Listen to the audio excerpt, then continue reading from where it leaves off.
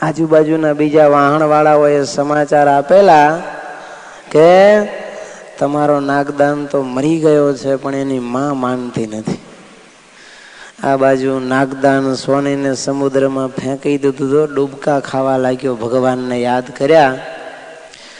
સ્વામિનારાયણ ભગવાન પધાર્યા અને નાગદાનની રક્ષા કરી. જો જીવ તો કાઢ્યો ભગવાને. એ જોઈને ખારવાઓ હતા એ બધાય સત્સંગી થઈ ગયા કે ભાઈ આપણે આને મારી નાખવા માટે ફેંકી દીધો તો, પણ આના ભગવાન સાચા. મધ દરિયાની રક્ષા કરી. પછી તો બધાએ સત્સંગી થઈ ગયા. સોનું પાછું આપ્યું અને 4-5 દી થયા પછી નાગદાન સોની આવ્યા. જો જીવતા ત્યારે અહીંયા તો બધા રોકકડ કરે. ઘરે આવ્યા ત્યારે એના ભાઈ ને ભાભી ને સગા સંબંધીઓ ને બધા કૂટતા હતા. નાગદાન કહે છે આ બધું શું છે? શેરીવાળાને પૂછ્યું ત્યારે કે હાલે લે તમે જીવો છો? આ તો બધા તમારી પાછળ રડે છે ને બધાએ નાહીએ નાખ્યું. ત્યારે નાગદાને ઘરે આવીને વાત કરી કે મેં સ્વામિનારાયણ ભગવાનની શરણાગતિ સ્વીકારી હતી, પ્રભુની કંઠી બાંધી હતી, તો સ્વામિનારાયણ ભગવાને મારી રક્ષા મધદરિયે મને ફેંકી દીધો તો. બાંધીનો દોરડા બાંધીને ફેંકી દીધો તો, તોય ભગવાન સ્વામિનારાયણ આવીને મારી રક્ષા કરી છે. જો આ વાત સાંભળી અને એની ડોસી બધાને કહેવા લાગી કે હું નહોતી કહેતી કે મારા નાગદાનની રક્ષા મારા ભગવાન કરશે, કારણ કે એને એક સ્વામિનારાયણનો જ આશરો છે. જો પેલી ડોસીને કેટલાય દેવનો આશરો હતો તે ડોસી ડૂબી ગઈ અને નાગદાનને કેવળ એક સ્વામિનારાયણનો આશરો હતો તો ભગવાને એની રક્ષા કરી. તો આવી રીતે ભગવાન સ્વામિનારાયણ આ લોક અને પરલોક બે જગ્યાએ આ જીવને સુખ આપે છે. પણ કંઠી બાંધી અને આ લોકના સુખ ઈચ્છવા એ ભગવાનના ભક્ત માટે બરોબર કહેવાય નહીં. ઘણા એવું જ માનતા હોય કે સ્વામિનારાયણની કંઠી બાંધે એટલે સુખિયા થઈ જાય. પણ ઘણા એના પ્રારબ્ધ એવા કઠણ હોય, ભગવાનને એનું કલ્યાણ કરવું હોય તો આ જન્મે અમુક પ્રારબ્ધ તો એના ભોગવાવે પણ ખરા. જો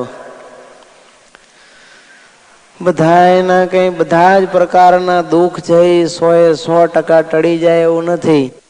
ભગવાનના થયા પણ ખરેખર એના થઈને રહ્યો છો તો દુઃખ ન આવે.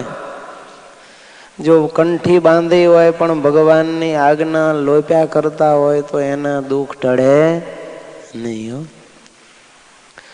મુંબઈમાં એક વખત પારાયણ ચાલુ હતી, પછી શિક્ષાપત્રીમાં વાત આવી કે સ્વામિનારાયણ ભગવાનનો આશ્રિત થાય અનવસ્ત્ર દુઃખી ન હોય. એટલે કથા પૂરી થઈ એટલે એક શેઠ હતા એ આવ્યા.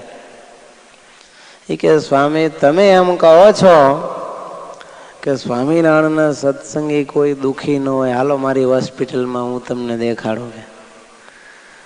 કેટલા જણા અમારા ચેરિટેબલ હોસ્પિટલની અંદર મફત સારવાર લે છે અને ખાવા પીવાની વ્યવસ્થા નથી. લઈ ગયા, ત્યાં જઈને ઉભા રહ્યા એટલે ઓલા બધા આવીને પગે લાગ્યા. પછી ઓલો શેઠ કહે છે કે તમે કોનો ધર્મ પાળો? તાર કે સ્વામિનારાયણનો. શેઠ કહે છે જુઓ આ બધાય તમે કહેતા હતા ને દુઃખી ન હોય, સ્વામી કહે છે બને જ નહીં. સ્વામિનારાયણનો સત્સંગી દુઃખી હોય જ નહીં. એ કે તમે લસણ ડુંગળી ખાઓ છો? તો કે હા. વ્યસનો કરો છો? તો કે હા. કંઠી કોની બાંધી છે? 2 દેશની ગાદીના આશ્રિત સંતો પાસે કે આચાર્ય પાસે બાંધી? તો કે ના. સ્વામી કહે છે આ કંઠી કોકની બાંધી છે અને સ્વામિનારાયણના એકે નિયમ તો પાડતા નથી. પૂજા પાઠ કરો છો? તાર કે ના. કે આમાં સ્વામિનારાયણ અને આને કોઈ નાવા નીચોવાનો સંબંધ નથી. આ તો ઉપરથી ખાલી ટીલું ટપકું ગળામાં કંઠી કોક ફરતા રખડતા પાસેથી બાંધી લીધી છે. આ કોઈ સ્વામિનારાયણના સત્સંગી છે નહીં, અને હોય તો એ દુખી હોય નહીં. જો ત્યારે આમ જગતની અંદર ઘણા દુખી હોય તો એના કર્મે દુખી હોય છે, પણ ભગવાનના જે ખરા ભક્ત હોય ને એ તો ક્યારેય આ લોક સંબંધી દુઃખને ટાળવા માટે ભગવાનને પ્રાર્થના કરે જ નહીં. લ્યો, પ્રહલાદજી તમે જો પ્રગટ થયા ભગવાન નૃસિંહજી, હિરણ્યકશિપુને મારી નાખ્યો ને ભગવાન પછી ખૂબ હુંકારા કરતા હતા, ત્રાળો નાખતા હતા. કોઈ ભગવાનની પાસે જાતું નહોતું, બધા ડરતા હતા. બ્રહ્માજીએ લક્ષ્મીજીને કીધું કે તમે જાઓ, ત્યારે કે હું ન જાઉં, આવું રૂપ તો મેં કોઈ દી જોયું નથી. નહીં ને એક પંજો ભૂલથી મને મારી દે તો મારા તો રામ રમી જાય. કોઈ જાતા નથી ભગવાન પાસે. ત્યારે નારદજીએ કીધું પ્રહલાદજી, બ્રહ્માજી કહે છે દીકરા તું જા. પ્રહલાદજી ગયા. જો અને ભગવાન તો આમ કૂદાકૂદ કરે અને હુંકારા કરે, ત્રાળો નાખે. પ્રહલાદ કહે છે પ્રભુ શાંત થાવ, શાંત. આ મચ્છરિયા જેવા મારા બાપને મારી નાખ્યો, એમાં તમે આટલું શું તોફાન કરો છો? ક્યાં મોટો મેર મારી નાખ્યો છે? આમાં તમે ક્યાં મોટું કામ કરી નાખ્યું છે? તે આવી ત્રાળો નાખો છો ને કૂદકા મારો છો. પ્રહલાદજીનું આવું વચન સાંભળીને ભગવાન શાંત થઈ ગયા. ખોળામાં બેહાડીને ચાંટવા માંડ્યા પ્રહલાદજીને જીભથી. જો ભગવાન કહે છે દીકરા માગ માગ, તારે જોઈ આપું. જો પ્રહલાદ કહે છે ભગવાન એક તો હું આસુરી જીવ, અને વળી તમે મને આ વિષય સુખ માગવાનું કહો છો, મને બહેકાવાની વાત કરો છો. હે મહારાજ, ભગવાન પાસે જે આ લોકના સુખ વિષય સુખ માગે એ ભગવાનનો ભક્ત નહીં, અને આપે એ ભગવાન નહીં. માટે મહેરબાની કરીને મને તમે આવા સુખ માગવાનું કહેશો નહીં. હે મહારાજ, તમે મારી જે આ રક્ષા કરીને એને હું રક્ષા નથી માનતો. જ્યારે તમે મારા ઇન્દ્રિયો અંતઃકરણ થકી મારી રક્ષા કરશો ત્યારે હું ખરી રક્ષા માનીશ. જો આમ નિષ્કામ ભક્તો હોય ક્યારે આવી આ લોક સંબંધી માગણી કરે જ નહીં. માટે જો તમે આ લોકના સુખ મેળવવા માટે કંઠી બાંધશો અને ભગવાનનો આશ્રય કરશો, અને કદાચ તમારી મનોકામના પૂર્ણ નહીં થાય તો શું થશે? કંઠી કાઢી નાખશો, ભગવાનનો આશ્રય છોડી દેશો ને કોક દેવી દેવતાના માદડિયા દોરા ધાગા પીર ફકીરના મંત્રેલા પાણી પછી લઈ આવશો કે કાનમાં કોકની ફૂંક મરાવા જાશો. જો માટે ક્યારેય આ લોક સંબંધી સુખ મેળવવા અથવા તો દુઃખ ટાળવા માટે આ કંઠી નથી, પણ આ તો આત્યંતિક કલ્યાણ મેળવવા માટે આ કંઠી છે. જો એટલે જે ભગવાનના ખરા ભક્ત હોય એ ક્યારેય આવી લૌકિક ઈચ્છા રાખી અને ભગવાનની ભક્તિ કરતા નથી, શરણાગતિ સ્વીકારતા નથી. જેતપુરમાં એક અરજી કાપડિયો હતો, માંદો પડ્યો. અરે માંદો તો એવો પડ્યો કે કોમામાં ચાલ્યો ગયો, બેભાન થઈ ગયો. જો શુદ્ધ બુદ્ધ બધી ચાલી ગઈ. એટલી બધી બીમારી લાગુ પડી. એની માને એમ થયું કરે રે મારો હરજી મરી જશે. એમાં એક આશાપુરા માનો બાવો આવ્યો. એટલે એની માએ કીધું કરે રે આ મારો દીકરો મરી જશે, ખૂબ તાવ ચડી ગયો છે, આની રક્ષા કરો, રક્ષા કરો. હરજી તો પાકો. જ્યાં સુધી ભાનમાં હતો ત્યાં સુધી કોઈ બાવા બામણ કોઈને બોલાવા ન દે. ઈ કે મારો તાવ મારા સ્વામિનારાયણ ઉતારે, હું કોઈના દોરા ધાગા નહીં કરું છું. પણ એની માએ કીધું કે આ ગોદડીમાં તમે તાવ લઈ જાઓ ને મારા અરજીને સાજો કરો. એટલે બાબાએ તો મંત્ર ભણીને ગોદડી હતી એમાં તાવ મૂક્યો ને તાવ લઈને ભાગી ગયો અને અરજી સાજો થયો. જો ત્યારે હરજી કે માં મારા સ્વામિનારાયણ ભગવાને મારી રક્ષા કરી. ત્યાં પેલો બાવો આવ્યો. એની માં કહે છે સ્વામિનારાયણે કાંઈ તારી રક્ષા નથી કરી, તારો તાવ તો આ બાવો લઈ ગયો ગોદડીમાં ઘાલીને, એટલે તું સાજો થઈ ગયો છે. નહીતર તને આ તાવ ઉતરવાનો નહોતો. સ્વામિનારાયણ નહીં, આ બાવાએ તાવ ઉતાર્યો છે. હરજી કાપડીએ ઊભો થયો. બાવાને કહે લાય મારો તાવ પાછો લાય. તારો ઉતારેલો તાવ મારે ઉતારવો નથી. જો મને તો મારા સ્વામિનારાયણ ભગવાન જો તાવ ઉતારશે તો મારે ઉતારવો છે. બાવાની પાસેથી ગોદડી લઈ લીધી, ડબલ તાવ ચડ્યો. અને લોકો બધા કહેવા લાગ્યા કે આ અરજી મરી જશે, મરી જશે. આ સમાચાર મહારાજે સાંભળ્યા. મહારાજ ગઢડાથી જેતપુર ખબર કાઢવા ગયા અને અરજીનો વાહો થાબડ્યો કે વાહ અરજી વાહ, ખરી છે તારી નિષ્ઠા ને, તું મરવા તૈયાર થયો પણ તારી નિષ્ઠા મૂકી નહીં. અને મહારાજે પછી એનો તાવ ઉતારી દીધો. જો તો આ તાવ ઉતારવા માટે આ કંઠી નથી.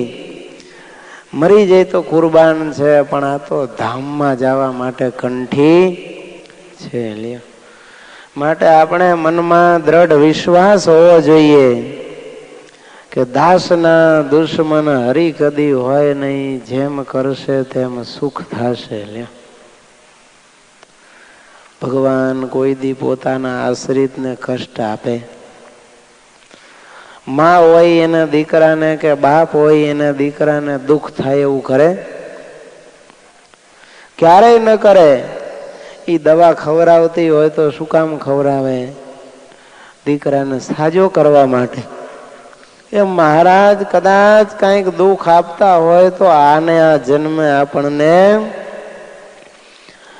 નિષ્કામ ભક્ત બનાવવા માટે આપણા બધા જ પ્રારબ્ધ કર્મ બાળી નાખી અને ચોખ્ખા કરીને ભગવાનના ધામમાં લઈ જવા માટે લ્યો આવી રીતે કષ્ટ આપે. નહીતર ભગવાનના ભક્તને કષ્ટ હોય જ નહીં.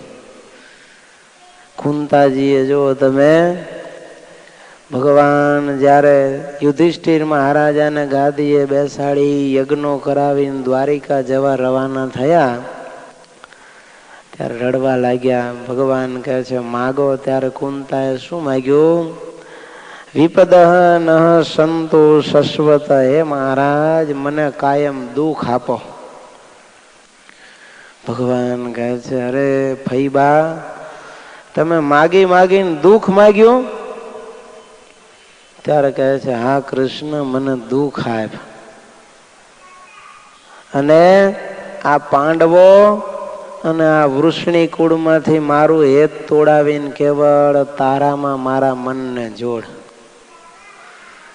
ભગવાન કહે છે ફઈબા, આખી જિંદગી તમે કોઈ દી સુખનો સૂરજ જોયો નથી. હવે આ મારો ભાઈ તમારો દીકરો ગાદીએ બેઠો, તમે હસ્તિનાપુરના રાજમાતા થયા ને હવે દુઃખ માગો છો? ત્યારે કે હા કૃષ્ણ, જ્યારે જ્યારે અમને દુઃખ હતા ત્યારે અખંડ તું અમે તને સંભાળતા અને તું પણ અડવાણે પગે દોડીને અમારી રક્ષા કરવા આવતો, અમને દર્શન દેતો. પણ હવે મારો દીકરો ગાદીએ બેઠો એટલે તું અમને છોડીને જાય છે. માટે હું એમ કહું છું કે તું મને દુઃખ આપ તો હું તને સંભાળું, તું પાછો મને દર્શન દેવા આવે. જો કુંતાજી દુઃખ માંગ કે નીલો યહી ભક્ત કી રીતિ વે.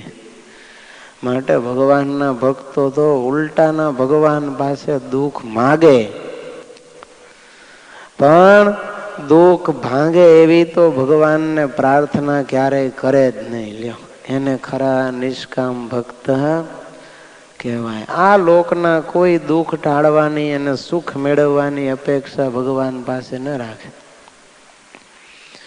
માધવદાસે માગી લીધો રાજી થઈને રોગ જોને. માધવદાસે ભગવાનને એમ કહ્યું કે મહારાજ મને રોગ આપો. ભગવાન કે રોગ લઈને તમે શું કરશો? તો કે મહારાજ શરીરમાં બીમારી હોય તો અખંડ તમે સાંભળો ને, હાલતા ચાલતા ખાતા પીતા શરીરમાં જો પીડા થતી હોય તો અખંડ સ્વામિનારાયણ સ્વામિનારાયણ થાય એટલે મને રોગ આપો. સુકમુનિ હતા, એમને શરીરમાં ઝીણો તાવ રહેતો છે. મહારાજને ખબર પડી, મહારાજે તાવ લઈ લીધો. સુકાનંદ સ્વામી કહે છે મહારાજ મારો તાવ પાછો આપો. ભગવાન કે સ્વામી તમારે મારી હારે વિચરણ કરવાનું, આ બધું કાગળ ખરડાઓ લખવાના હોય એટલે તમારે શરીરે સારું ન હોય તો તકલીફ થાય. સ્વામી કે ભલે મહારાજ જેવી આપની ઈચ્છા. પણ મહારાજ ધામમાં જવાના હતા ત્યારે સ્વામી કહે છે મહારાજ ઓલો તાવ આપણો પોસ્ટપોન કરેલો હતો એ પાછો આપી દો. મહારાજ કે સ્વામી તાવને તમે શું કરશો?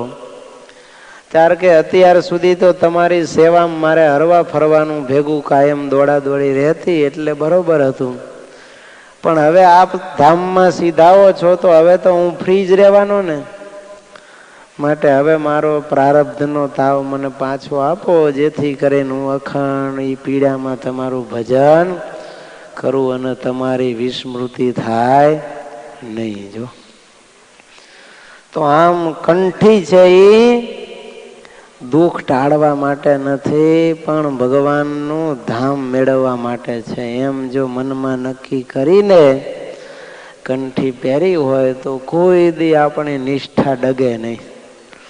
એનો મતલબ એમ નથી કે કંઠી પહેરશો એટલે દુઃખ આવશે. જો પણ આવ્યા હોય તો આપણને એમ ન થાય કે કેમ દુઃખ આવ્યા છે. ભગવાન દુઃખ ટાળવાના જ છે, પણ કોઈને ચોખા કરીને ધામમાં લઈ જવા હોય તો ભગવાનને દુઃખ આપવાય પડે, જેથી કરીને ક્યાંક કોકમાં આપણને વાસના રહી ગઈ હોય તો એ વાસના ટળી જાય. ક્યાંક બંગલામાં હેત હોય તો સદાશિવ શેઠે બાંધી હતી ને હવેલી ખંભાતમાં બાળી નાખી. જો મહારાજ કાયમ બંગલીના જ વખાણ કરતા, મારી હવેલી આવી મારી હવેલી આવી. ભગવાનને થયું કે આનો જીવ હવેલીમાં રહી જશે, ભગવાનને હવેલી બાળીને ખાક કરી નાખી. કોઈને પત્નીમાં હેત હોય કે દીકરામાં હેત હોય તો મહારાજ એને ઉપાડી લે. કોઈને ગાડીમાં હેત હોય તો ગાડીને એક્સિડન્ટ કરીને ખોખું કરી નાખે. રૂપિયામાં હેત હોય તો રૂપિયા બધા ખોટ લાવે અથવા તો ચોરાઈ જાય, નવરા કરી દેજો. પણ એમે કરીને મહારાજને તો આ જીવનો કલ્યાણ કરવાનું છે.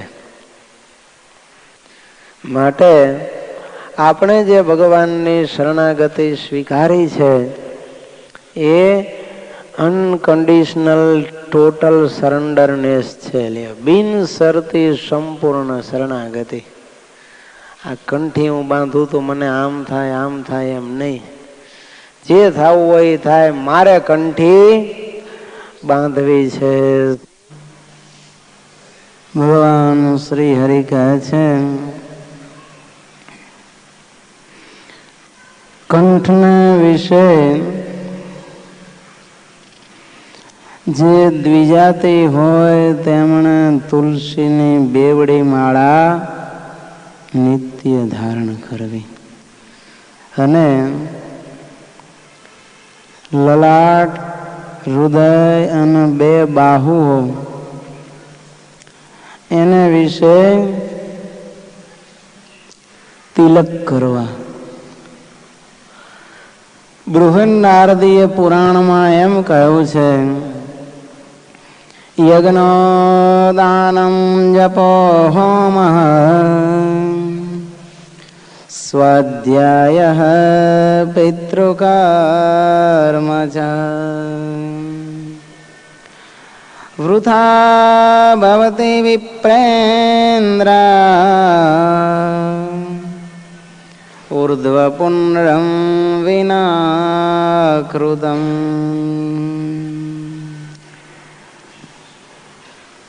હે વિપ્રેન્દ્ર, ઉર્ધ્વપુંડ્રક તિલક કર્યા વિના કોઈ યજ્ઞ કરે, દાન કરે, જપ કરે, હોમ કરે, સ્વાધ્યાય કરે અથવા તો પિતૃતર્પણના કર્મ કરે, એ બધાય વૃથા થાય છે, કહેતા નિષ્ફળ જાય છે. પદ્મ પુરાણમાં શિવજી કહે છે, હે સુંદરી, ઉર્ધ્વપુંડ્ર ધારણ કરીને જે શ્રાદ્ધ કરે છે તે કરોડ કલ્પ સુધી 1000 ગયા શ્રાદ્ધનું ફળ પામે છે. બ્રહ્મચારીએ કંઠ, લલાટ, હૃદય અને 2 બાહુના મૂળમાં એમ 5 તિલક કરવા.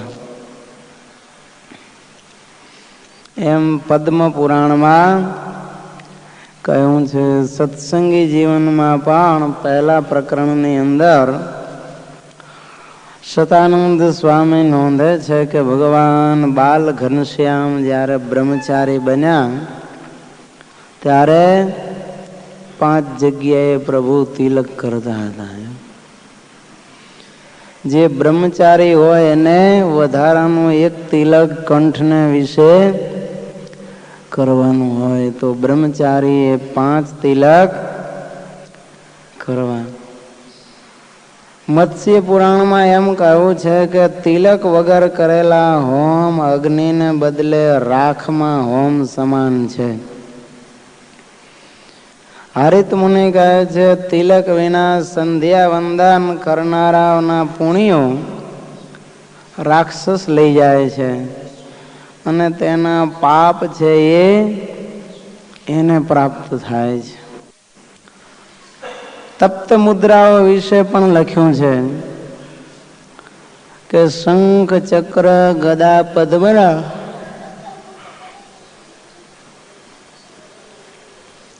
ચિહ્નવાળી તપ્ત મુદ્રાઓ ભગવાનના ભક્તોએ કાં તો અમદાવાદમાંથી લેવા અથવા તો વડતાલમાંથી આ તપ્ત મુદ્રાઓ લેવી. જેને તપ્ત મુદ્રાઓ લીધેલી છે એવો બ્રાહ્મણ પૂજનીય છે. તેનું અપમાન, નિંદા કરે તો માણસ નરકમાં જાય છે. પ્રહલાદજી, ધ્રુવજી, વિભીષણ, અંબરીશ, માંધાતા, માર્કંડે વગેરેએ પણ આવી તપ્ત મુદ્રાઓ પહેલા લીધી હતી. શરીર ઉપર તપ્ત મુદ્રાઓ શા માટે ધારણ કરે છે? તો કે આ શરીર છે ને એ ભગવાનને રહેવાનું મંદિર છે. મારામાં સ્વયં ભગવાન બિરાજમાન છે એમ માનીને આપણે શરીર ઉપર આવા ચિહ્નો ધારણ કરીએ છીએ. મુદ્રા નહીં ધારણ કરનારા માટે એમ લખ્યું કે ન સ દીવમ અશ્નુતે, કહેતા જેને તપ્ત મુદ્રા લીધી નથી ભગવાનના ધામમાં જાતો નથી. સત્સંગી ભૂષણ અને સત્સંગી જીવન બંને શાસ્ત્રોમાં ભગવાને અમદાવાદ અને વડતાલને વિશે પૂનમ, રામનવમી આદિ દિવસે જ્યારે તપ્ત મુદ્રા અપાતી હોય ત્યારે અવશ્ય તપ્ત મુદ્રા લેવી એમ પણ મહારાજે આજ્ઞા કરી છે. તપ્ત મુદ્રા એટલે શું? તો કે ફોરેનમાં જવું હોય તો પાસપોર્ટમાં થપ્પો મરાવવો જોઈએ ને વિઝાનો.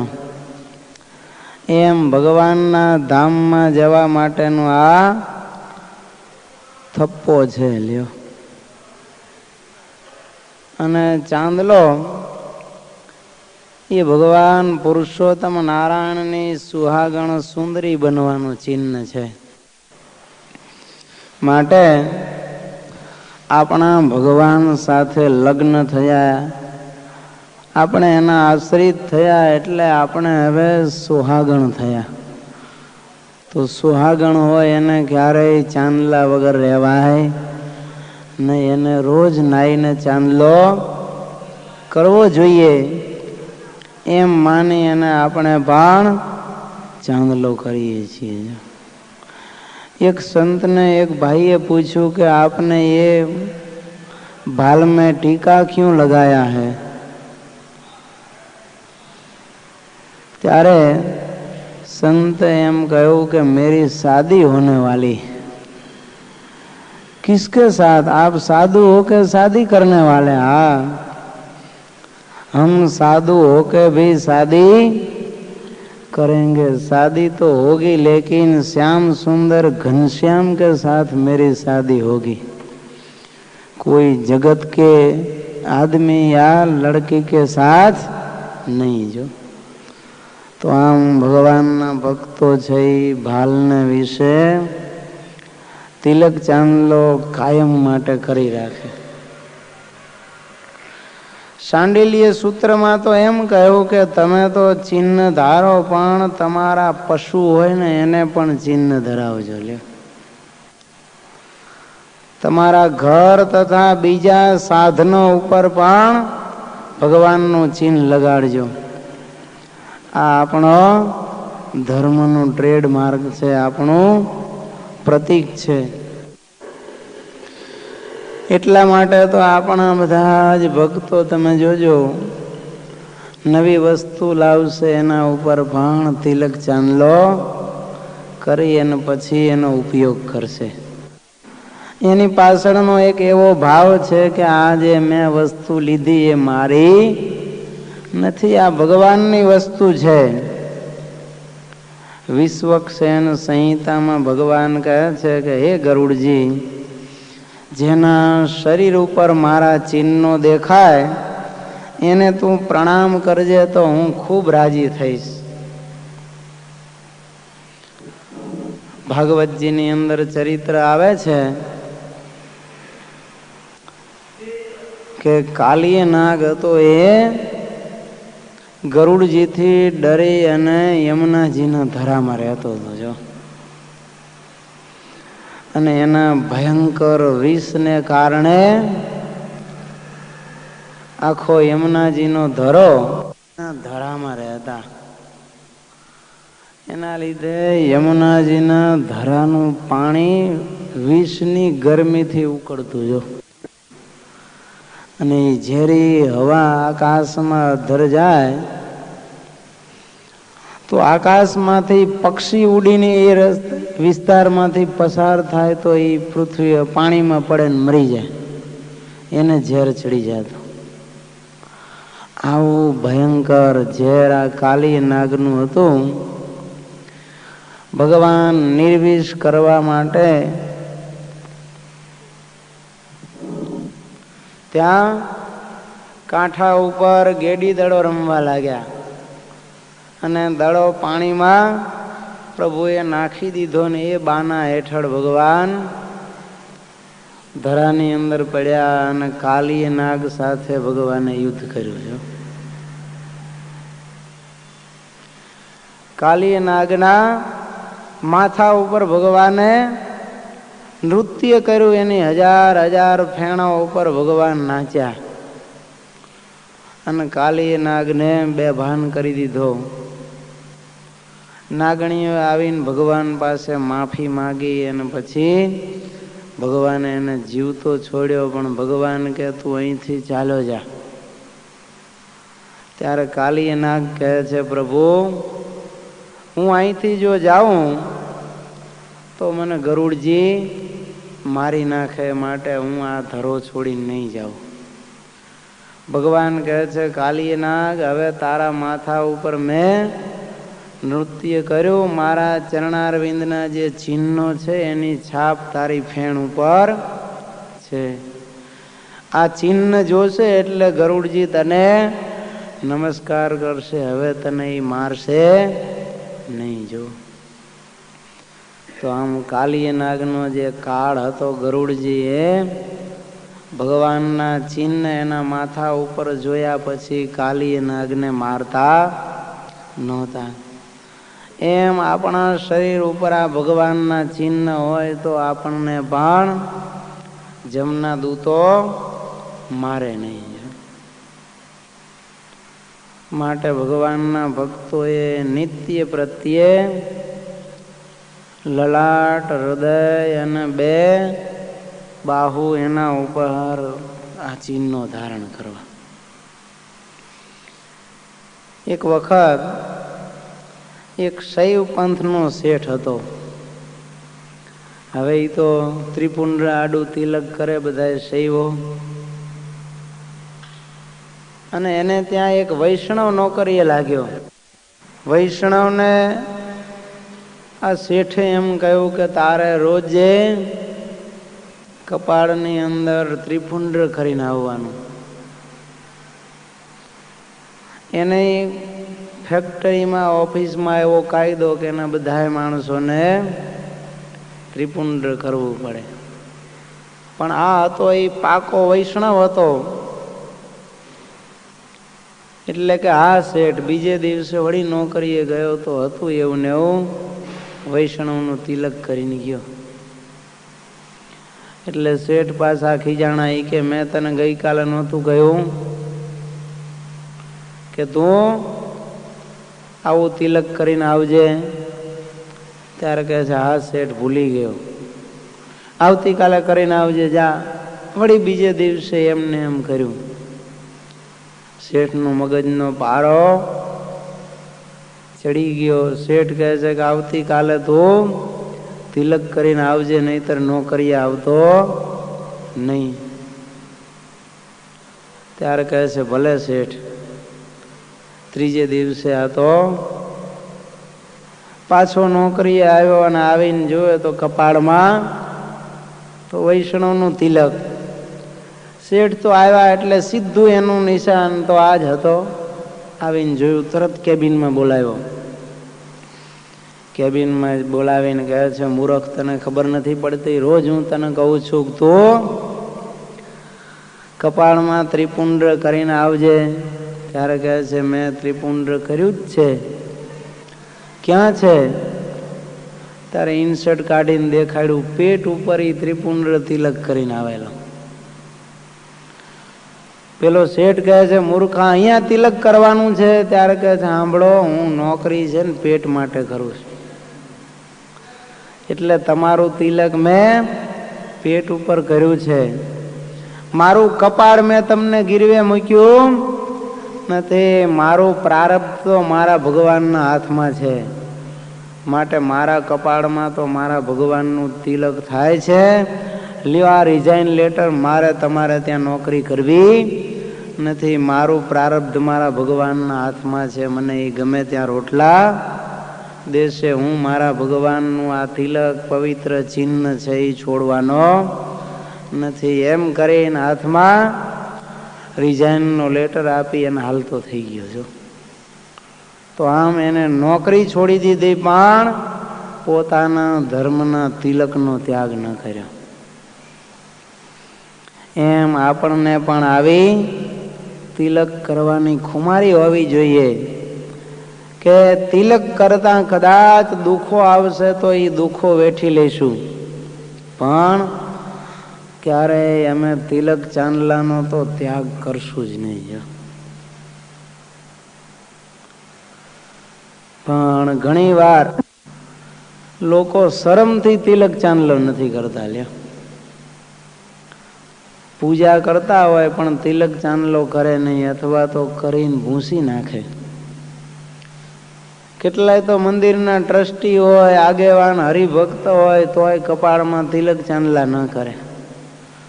એની પાછળના 2-3 કારણ હોય. એક તો પોતે નિયમ પાળતા ન હોય.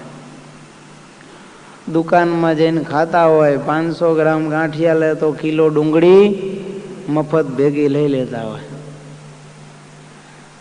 પછી ક્યાંથી તિલક ચાંદલો કરવાની હિંમત એનામાં આવે? કાં તો દુકાનમાં બધા કાળા ધોળા કરતા હોય, છેતરપિંડી કરતા હોય, એક માલ દેખાડીને બીજો આપી દેતા હોય, આવું બધું કરતા હોય એટલે એને તિલક ચાંદલો કરતા શરમ આવે. અને કાં નમાલા હોય કે લોકો આપણને ભગત કહેશે, ડરે એટલે તિલક ચાંદલો કરી શકે નહીં. પણ ભગવાનના ભક્તોમાં તો ખુમારી હોવી જોઈએ. આપણને એક ગૌરવ હોવું જોઈએ કે મેં ભગવાન સ્વામિનારાયણનો આ ચાંદલો અને તિલક ધારણ કર્યા છે. કોઈ કન્યા હોય, એને કોઈ અબજોપતિ શેઠનું માંગવું આવે, પછી શું સેથામાં સિંદૂર ન પૂરે, કપાળમાં શું ચાંદલો ન કરે? કરવાની જ છે, ગૌરવથી કરશે. અને જગતમાં જેટલા માણસો મળશે એ બધાને કહે છે કે મારું સગપણ તો ફલાણા શેઠ સાથે થયું છે, કે ફલાણા મિનિસ્ટર સાથે મારું સગપણ થયું, ફલાણા રાજા સાથે મારો સગપણ થયું. તો એક કન્યાને કોઈ લૌકિક સંસારિક જીવ સાથે સગપણ થાય છે તો એનું ગૌરવ હોય છે. તો આપણું તો સગપણ કોની સાથે? ભગવાન સ્વામિનારાયણની સાથે થયું છે. એટલે કહે છે ને, મેં તો સગપણ કીધું રે સાંભળ્યા સાથે, માવાનું મેણું રે લીધું છે માથે. સ્વામી કહે છે મારું સગપણ તો ભગવાન હારે થયું છે. લોકોને મને જે કહેવું હોય એ કે, પણ હું તો હવે ભગવાનનો થઈ ચૂક્યો છું, કે ભગવાનની થઈ ચૂકી છું. એમ એને ગૌરવ હોય. તિલક ચાંદલો છે એ તો ઉલટાના આપણને પાપથી આ કંઠીની બધા બચાવનારા ચિહ્નો છે. આપણા કપાળમાં તિલક ચાંદલો જોઈ અને બીજી વ્યક્તિ તરત મનમાં વિચાર કરે કે આ સ્વામિનારાયણ ભગવાનનો આશ્રિત લાગે છે, તો એને જે ભગવાન સંભાળ્યા એનું પુણ્ય આપણને મળે. લ્યો,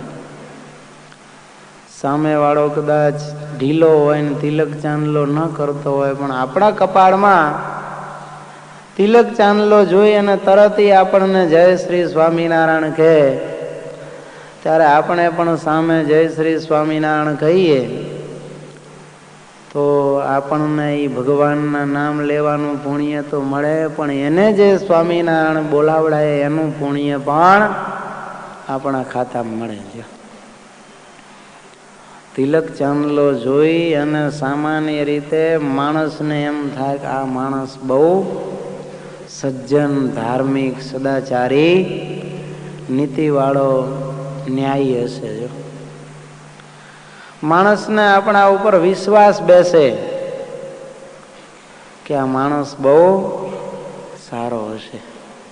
પણ તિલક ચાંદલો ન હોય, દાઢી વધારી હોય, કાળા કપડાં પહેર્યા હોય, એવાને જુએ તો એને એમ લાગે કે આ ગુંડો હશે. બસમાં ચડો, ટ્રેનમાં ચડો ને, બાઈ માણા બેઠા હોય ને તો તરત બાજુમાં જગ્યા હોય બેગ મૂકી દે. તમે જાઓ એટલે બે હવાનું પૂછો તો કે આવે છે. કોઈ ના આવવાનું હોય તો તમને બેસવાના જગ્યા ના આપે. એને એમ થાય કે આ માણસ સારો નહીં હોય. જો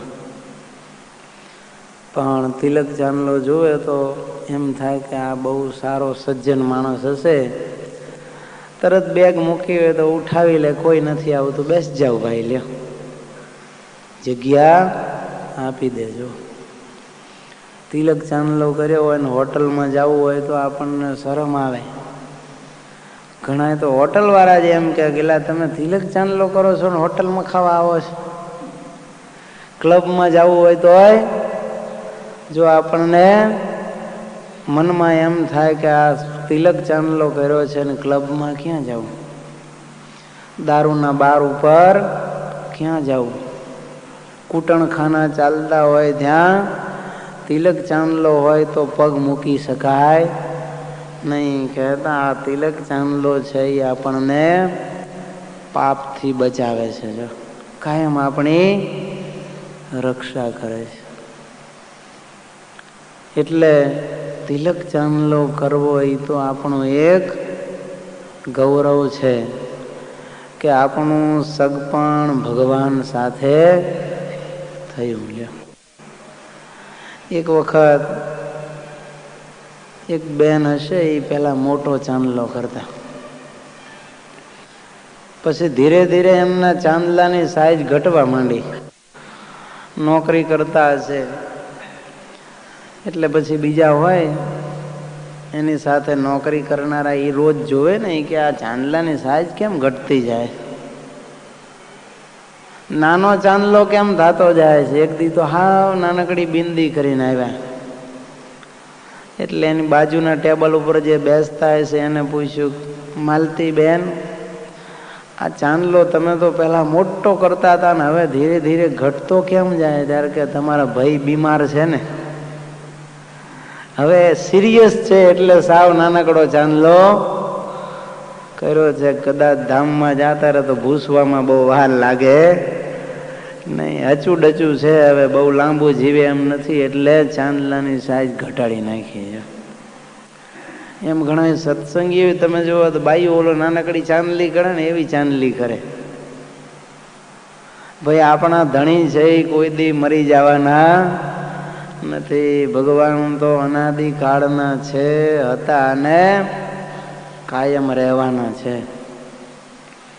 માટે આપણે તો સંપ્રદાયના માન્ય એવા સત્સંગી છીએ તો પછી ચાંદલો છે એ વ્યવસ્થિત જે ડબલી મળતી હોય મંદિરોમાં કે પૂજા પેટીમાં આવતી હોય એ સાઈઝનો ચાંદલો કાયમ કરવો જોઈએ. કારણ કે આપણે કોઈ દી રાંડવાના નથી, આપણે સોહાગણ સુંદરી જ રહેવાના છીએ. એટલે ચાંદલાની સાઈઝ પણ માપની રાખવી જોઈએ, અતિ નાની રાખવી નહીં. ચાંદલો મહારાજ કે છે 4 જગ્યાએ તિલક કરવા અને કપાળમાં કંકુનો ચાંદલો અને બીજી જગ્યાએ ચંદનનો ચાંદલો કરવો. તો 4 જગ્યાએ કેમ કર્યા છે? રામાનંદ સ્વામીને જ્યારે રામાનુજાચાર્યે સ્વપ્નમાં શ્રીરંગ ક્ષેત્રમાં દીક્ષા દીધી હતી ત્યારે 12 ઉર્ધ્વપુંડ્ર તિલક કર્યા હતા. રામાનુજ સંપ્રદાયની અંદર 12 તિલક અને ત્રિદંડનો રિવાજ છે. સંન્યાસી હોય તો 3 દંડ ધારણ કરે, 2 મંત્રો આપે એને. પણ સ્વામિનારાયણ ભગવાને 4 તિલક કરવાનો રિવાજ કર્યો. પહેલું તિલક આપણે ક્યાં કરીએ છીએ? લલાટને વિશે કરીએ છીએ. જો તો આ ભ્રકુટીમાં છે ને બુદ્ધિના તત્વો આવેલા છે. જ્ઞાન ચક્ર, આજ્ઞા ચક્ર આપણે જે કહીએ એ ક્યાં છે? ભ્રકુટીના વિશે છે. શંકરનું 3જું નેત્ર, ક્રોધનું સ્થાન પણ આ લલાટ છે. જો તો પરમાત્માનું ચિહ્ન આપણા કપાળમાં આપણે કરીએ તો આપણા ક્રોધનું શમન થાય, ક્રોધ આપણો ઘટી જાય, ઠંડુ ચંદન કાયમ લાગે એટલે થોડા શાંત થઈ જઈએ. અને ભગવાનનું પ્રસાદી ચંદન, પ્રભુના જે ચંદનના વાઘા થયા હોય એ ચંદન મિશ્રિત ચંદનથી આપણે તિલક કરીએ એટલે આપણી બુદ્ધિ છે એ નિર્મળ થાય. શું થાય? આપણી બુદ્ધિ નિર્મળ થાય. વળી જાગ્રત દશાયામ તો નેત્ર સ્થાનીય જીવ, જાગ્રત દશાની અંદર આપણો જીવ છે ને એ ક્યાં હોય ખબર છે? અહીંયા જ હોય, ભ્રકુટીમાં, મગજમાં. જો આપણે આમ મૂકીએ આંગળી તેમ લાગે કપાળમાં ક્યાંક જીવ હશે. અને માણસ મર્યો છે કે નહીં એની ખાતરી કરવા માટે તમે જોજો, કપાળમાં થીનું ઘી મૂકે. જો એ ઓગળી જાય તો એમ સમજે કે હજી જીવ અંદર છે. અને જો એમને એમ થીજેલું રહે તો સમજી જાય કે હવે માણસ મરી ગયો છે, કોમામાં નથી, હવે તો દેહમાંથી જીવ નીકળી ગયો છે. તો આમ જીવને પણ રહેવાનું આ એક સ્થાનક છે. જાગ્રત દશાની અંદર એ ભ્રકુટીના મધ્યે રહેલો છે. એટલે તો ઘણા ભ્રકુટીમાં પણ ધ્યાન કરતા હોય છે. એની અંદર રહેલા આત્માનું તેજ જોવે અને એ તેજની અંદર પરમાત્માને જોવાનો પ્રયાસ કરે છે. તો આપણે આ તિલક ચાંદલો ભાલમાં કરીએ, જેથી કરી અને આપણી બુદ્ધિ નિર્મળ થાય અને આપણે જે કાંઈ નિર્ણયો લેવાના હોય, જે કાંઈ કાર્યો કરવાના હોય એ પવિત્ર એવી નિર્મળ બુદ્ધિથી કરીએ, જેથી કરીને કોઈ પાપના નિશ્ચય કે નિર્ણય થાય નહીં. જો બધા જ પવિત્ર કાર્યો કરીએ અને આત્મકલ્યાણ સંબંધી, ધર્મ સંબંધી અથવા તો વ્યવહારિક કાર્ય પણ અનીતિ અને પાપને આશરે એવા કરીએ નહીં. કોઈ પણ નિર્ણય આપણે લઈએ, કમાન્ડ આપીએ ઇન્દ્રિયો અંતઃકરણને, એ બુદ્ધિ દ્વારા અપાય છે. તો એ બુદ્ધિ જો આપણી ભગવાનના ચડેલા તિલક ચંદનથી કરેલા તિલક વડે કરીએ તો નિર્મળ બુદ્ધિ થાય અને એના દ્વારા બધા સાચા નિર્ણયો લેવાય. એવી આપણે ભાવનાથી પહેલું તિલક કપાળ કહેતા ભાલને વિશે કરીએ છીએ. બીજું તિલક આપણે હૃદય કમળમાં કરીએ છીએ.